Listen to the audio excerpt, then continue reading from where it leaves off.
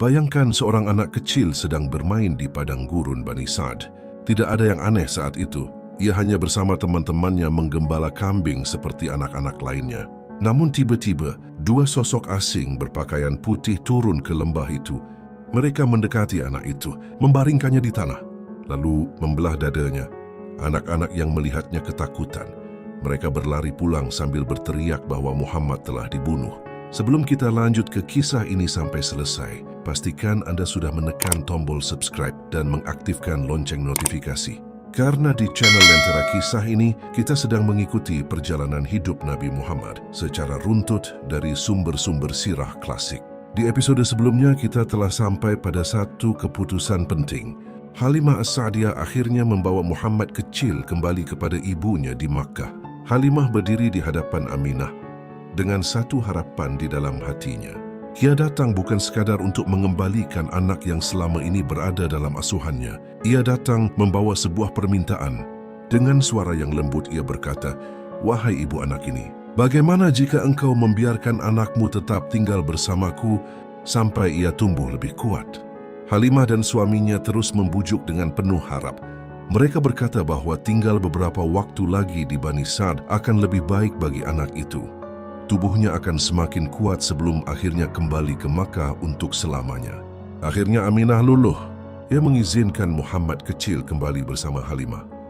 Keputusan itu mungkin terlihat sederhana, namun dalam riwayat para ulama sirah, keputusan ini menjadi awal dari rangkaian kejadian yang sangat besar. Halimah kembali ke Bani Sa'd membawa anak yang selama ini telah membawa keberkahan ke rumahnya. Selain keberkahan yang tampak pada kehidupan keluarga Halimah, ada hal lain yang mulai diperhatikan oleh orang-orang di sekitarnya. Pertumbuhan Muhammad kecil tidak seperti anak-anak lain. Dalam riwayat yang dinukil oleh para ulama sirah disebutkan bahwa ketika usia beliau mencapai 2 tahun dan masa penyusuan selesai, perkembangan fisiknya tampak jauh lebih cepat dibandingkan anak-anak seusianya. Halimah berkata bahwa ia melihat anak itu tumbuh dengan kekuatan dan ketegapan yang tidak biasa. Tubuhnya sehat, gerakannya tenang, dan ia berkembang seperti anak yang lebih besar dari usianya. Namun bukan hanya tubuhnya yang berbeda, sikapnya juga berbeda.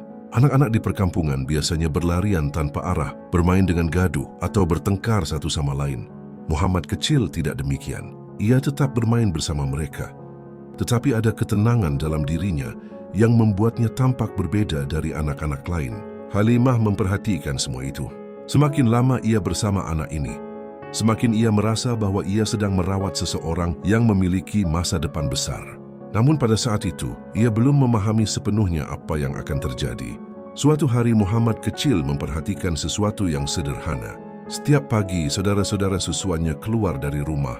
Mereka pergi ke padang untuk menggembala kambing milik keluarga Halimah. Sementara dirinya sering tetap berada di rumah.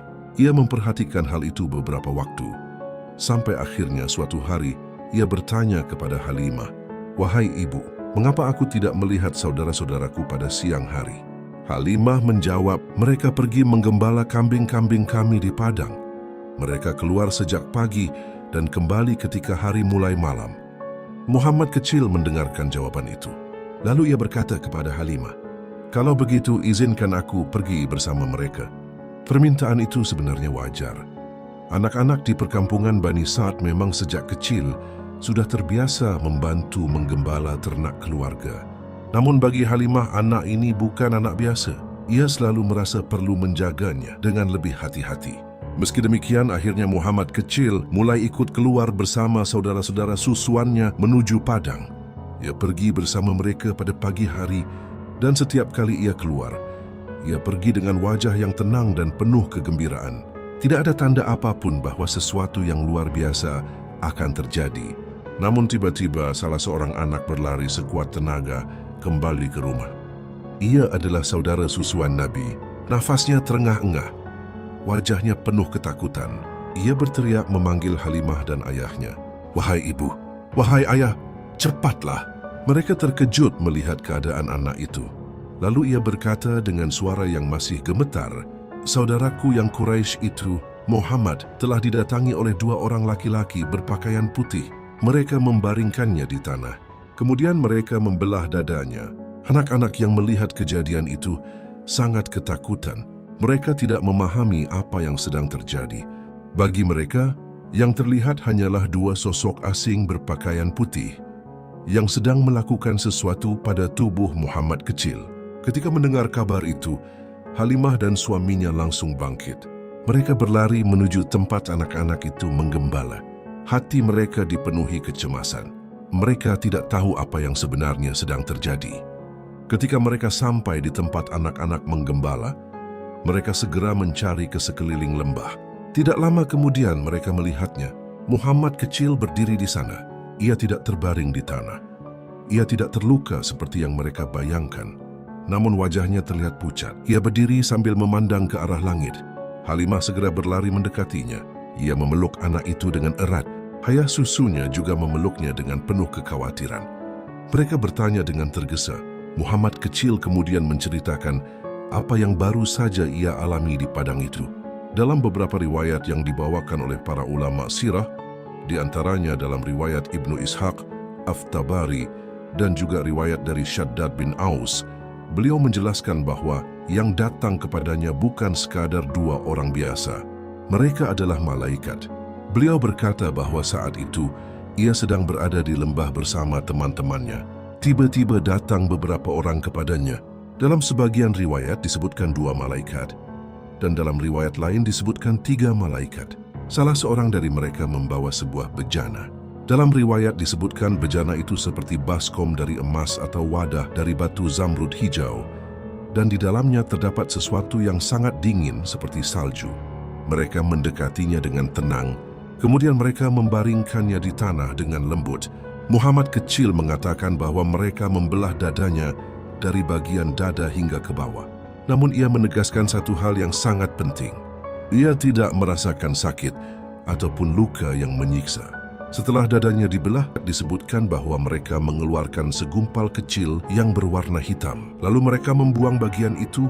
Para ulama menjelaskan bahwa bagian itu adalah bagian yang berkaitan dengan godaan setan dalam diri manusia.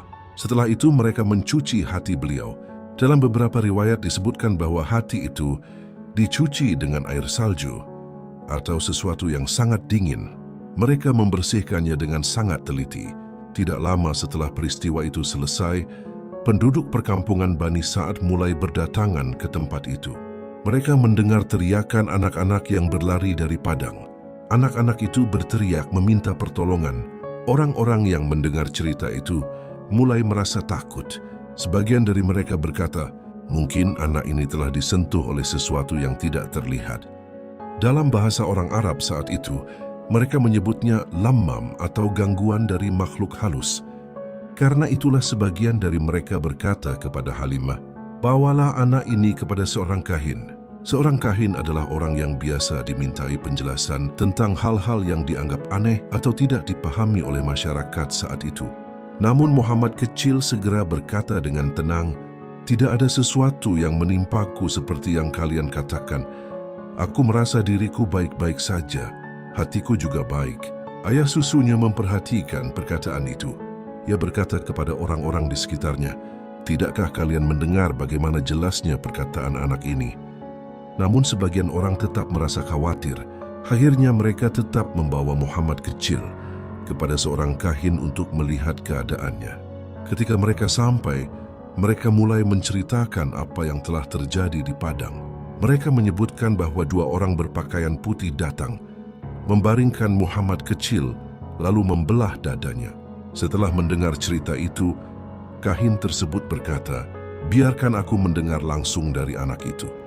Anak ini lebih mengetahui apa yang terjadi pada dirinya daripada kalian. Lalu ia berkata kepada Muhammad kecil, ceritakan kepadaku apa yang telah terjadi.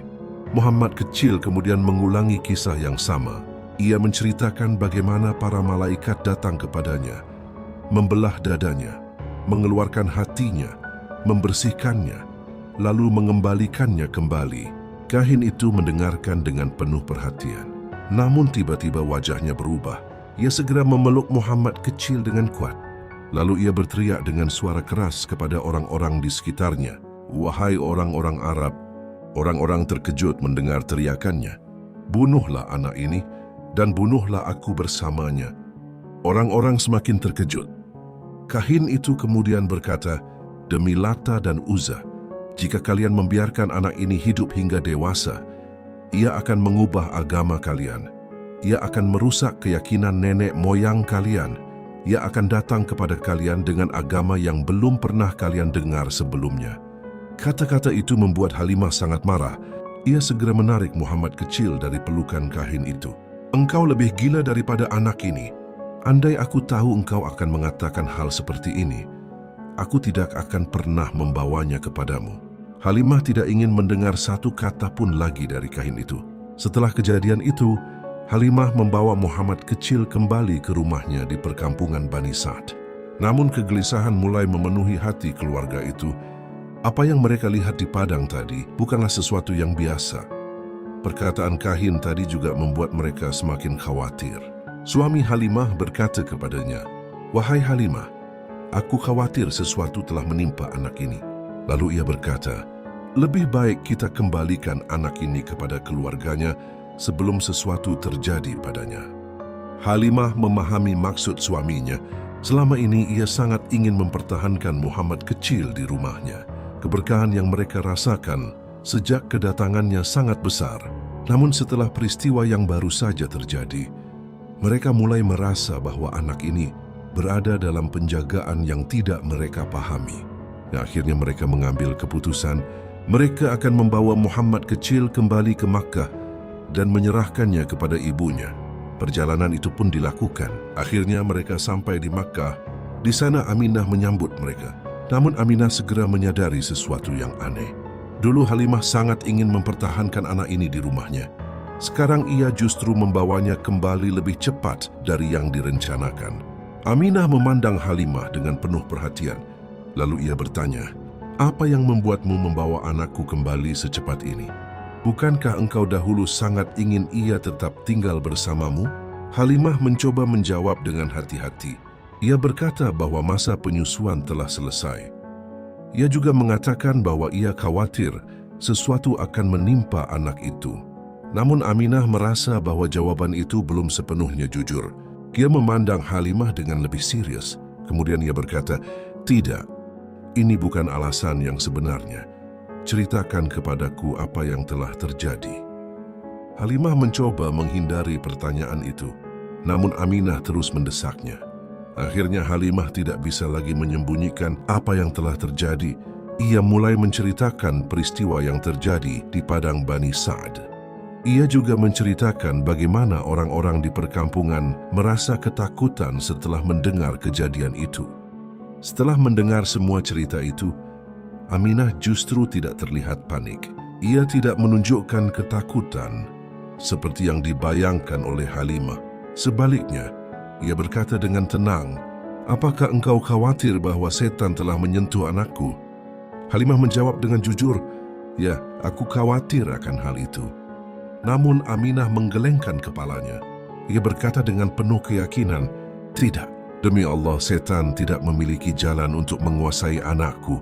Lalu Aminah berkata kepada Halimah, "Anakku ini memiliki masa depan yang besar." Kemudian ia mulai menceritakan sesuatu yang belum pernah ia ceritakan sebelumnya kepada Halimah. Aminah kemudian berkata kepada Halimah, "Apakah engkau ingin aku menceritakan kepadamu tentang anak ini?" Halimah menjawab, "Ceritakan kepadaku." Lalu Aminah mulai mengingat masa ketika ia mengandung Muhammad. Ia berkata bahwa kehamilan itu berbeda dari kehamilan yang biasa dialami para wanita.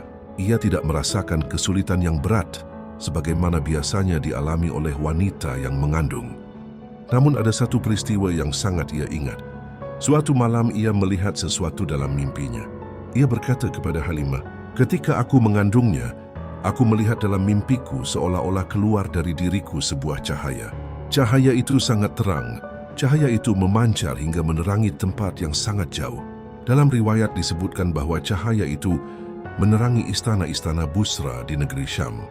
Busra adalah wilayah di negeri Syam yang pada masa itu dikenal dengan bangunan-bangunannya yang besar. Mimpi itu membuat Aminah merasa bahwa anak yang ia kandung bukan anak biasa. Aminah kemudian berkata kepada Halimah, "Karena itu, janganlah engkau khawatir terhadap anakku." Setelah mendengar semua itu, Halimah mulai merasa tenang. Ia memahami bahwa kejadian yang mereka lihat di Bani Sa'ad bukanlah sesuatu yang buruk. Justru itu adalah tanda bahwa anak ini berada dalam penjagaan khusus. Setelah itu, Halimah bersiap kembali ke Bani Sa'ad. Ia meninggalkan Makkah dengan perasaan yang berbeda dari sebelumnya. Kini ia tidak hanya mengenang anak yang pernah ia susui. Ia juga membawa keyakinan bahwa anak itu akan memiliki masa depan yang besar. Sementara itu, Muhammad kecil tetap tinggal di Makkah bersama ibunya Aminah. Di kota inilah beliau akan menjalani masa kecil berikutnya. Namun kehidupan beliau belum lama bersama ibunya. Beberapa tahun kemudian, sebuah peristiwa lain akan terjadi. Sebuah perjalanan ke Madinah dan sebuah kehilangan besar yang akan membentuk masa kecil Nabi selanjutnya.